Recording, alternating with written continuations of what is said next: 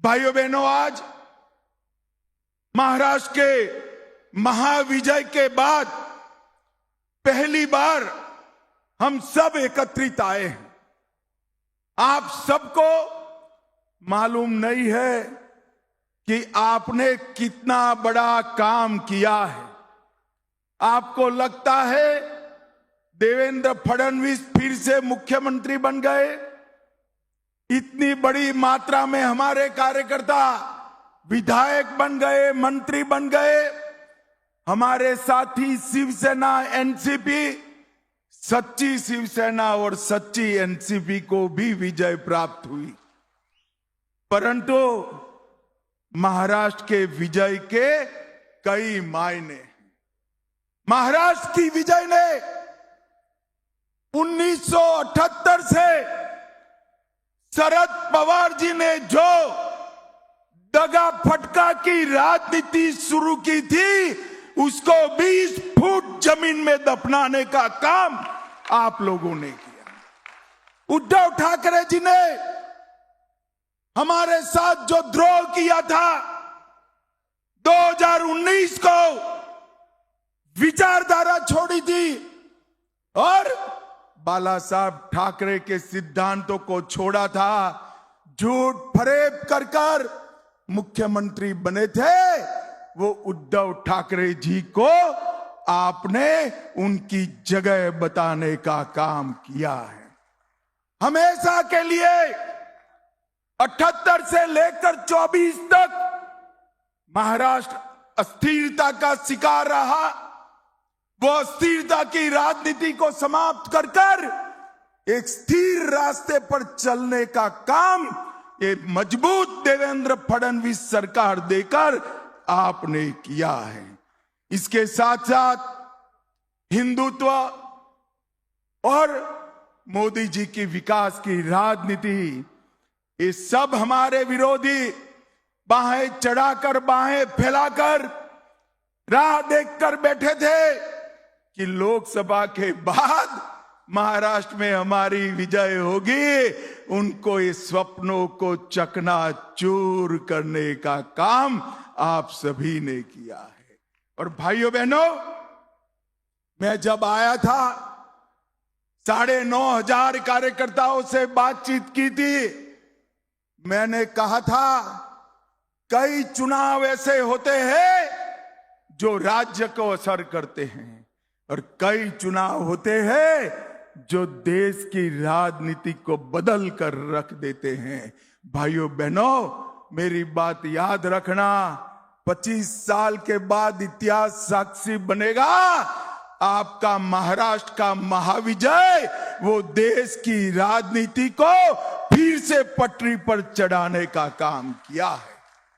और ये महाविजय का शिल्पकार अगर कोई है तो मेरे सामने बैठे भारतीय जनता पार्टी के मालिक ऐसे मेरे कार्यकर्ता है। मैं आप सभी को प्रणाम करता हूं। मैं महाराष्ट्र की जनता को भी, समस्त देश के भारतीय जनता पार्टी के कोटि कोटि कार्यकर्ताओं की ओर से मनपूर्वक अभिनंदन और धन्यवाद करना चाहता हूं। क्या आपने फिर से एक बार इस देश में सिद्धांतों की राजनीति चलेगी, ये तय कर दिया है। आपने फिर एक बार परिवारवादी राजनीति करने वालों को मुंह पर जोरदार चांटा लगाकर परिवारवाद को नकारने का काम किया है। और सबसे विशेष धन्यवाद मेरे महाराष्ट्र की लाडली बहनाओं का और किसान भाइयों का मैं मानना चाहता हूं। भाइयों बहनों, ये विजय के कई मायने हैं। एक चित्र मैंने देखा था, शरद पवार जी के पीछे एक बड़ा मैप था। वहां north Maharashtra, Konkan, west Maharashtra, west Vidarbha, east Vidarbha, Marathwada और मुंबई, ये सभी क्षेत्र बताए थे। और शरद पवार पत्रकारों को समझा रहे थे क्या क्या होगा। अब मैं शरद पवार जी को समझाना चाहता हूं कि क्या क्या हुआ। नॉर्थ महाराष्ट्र में 22 में से 21 सीट हमारी अगाड़ी जीती है भाई।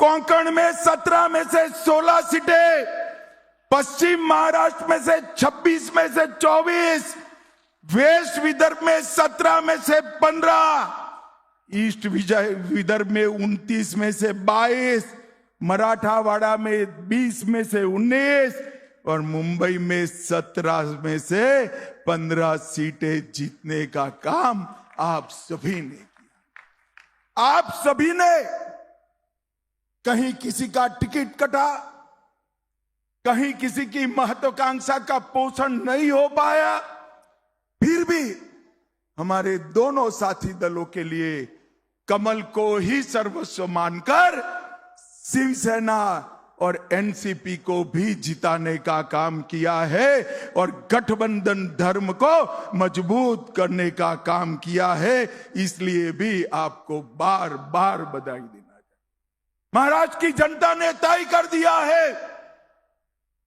कि एकनाथ शिंदे की शिवसेना ही बाला साहब ठाकरे की शिवसेना है और अजीत पवार की एनसीपी ही सच्ची एनसीपी है, वो तय कर चुका है। और जिन्होंने धोखा और विश्वासघात की राजनीति शुरू की वो शरद पवार जी, और अंतिम धोखा जिसने दिया वो उद्धव ठाकरे जी। दोनों को घर पे बिठाने का काम महाराष्ट्र की जनता ने किया है। महाराष्ट्र की जनता ने फिर से एक बार मोदी जी की विकास की राजनीति को उस पर ठप्पा लगाने का काम किया है। महाराष्ट्र की जनता ने फिर से एक बार सनातन संस्कृति और हिंदुत्व को महाराष्ट्र मानता है, इस पर ठप्पा लगाने का काम किया है। और भाइयों बहनों, अभी अभी 24 गया है। 24 का साल भारतीय जनता पार्टी के इतिहास में बड़ा सुकनवंता साल रहा है। 24 के साल में ही हमारे नेता मोदी जी लगातार तीसरी बार इस देश के प्रधानमंत्री बने। 24 के साल में ही हमने हरियाणा में लगातार तीसरी बार विजय प्राप्त करी। 24 के साल में ही आंध्र प्रदेश में पहली बार एनडीए जीता। 24 के वर्ष में ही पहली बार ओडिशा में पूर्ण बहुमत की कमल फूल की सरकार बनी। 24 में फिर तीसरी बार सिक्किम में एनडीए जीत कर आया और 24 में फिर एक बार महाराष्ट्र में तीसरी बार हमें जनादेश मिला है। ये 24 का वर्ष बड़ा महत्वपूर्ण वर्ष रहेगा जब भी भारतीय जनता पार्टी का इतिहास लिखा जाएगा।